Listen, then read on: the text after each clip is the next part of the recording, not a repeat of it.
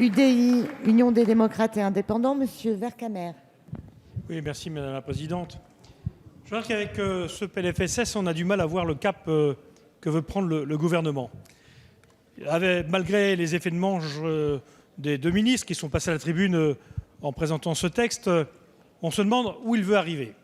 D'abord, en matière de déficit, il nous explique à grand renfort d'arguments que c'est un PLFSS extraordinaire puisque le déficit diminue. Je rappelle quand même que le président de la République s'était engagé à réduire totalement les déficits pour 2017 et que cette promesse vient d'être repoussée à 2020, 2021 ou peut-être même plus tard en fonction de la conjoncture. Et donc l'effet de manche sur les déficits tombe un peu à plat, en tout cas en ce qui le concerne. Alors on peut se dire, si ce n'est pas sur les déficits, peut-être que c'est pour un certain nombre de propositions d'avancées sociales envers la santé, de réformes structurelles lourdes, soit sur le financement de la protection sociale, qui ne pèserait plus sur le travail, et donc la compétitivité. On pourrait penser ça. Eh bien non, ce n'est pas non plus ce qu'il y a dans le texte. Alors peut-être est-ce des réformes structurelles. On demandait tout à l'heure ce que c'est des réformes structurelles.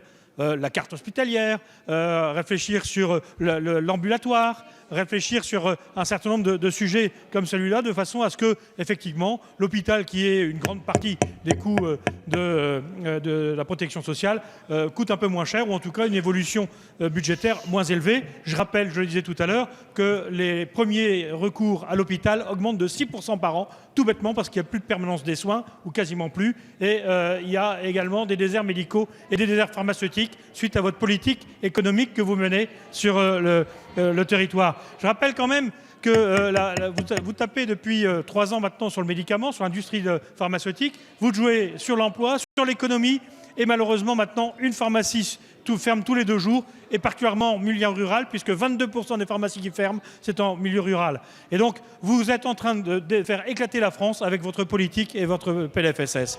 Alors la vraie question, c'est que voulez-vous faire à travers ce PLFSS? Alors certes, il y a des avancées, les soins de suite.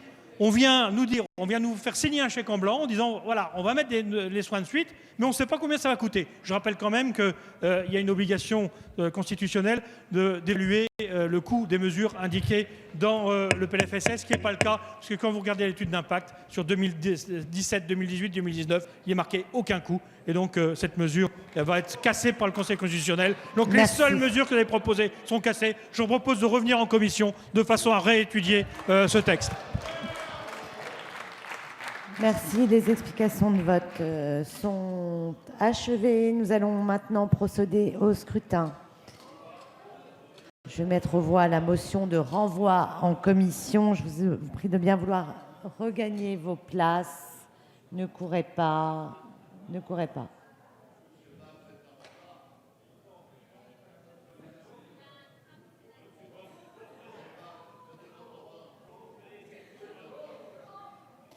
Chacun ayant regagné sa place, le scrutin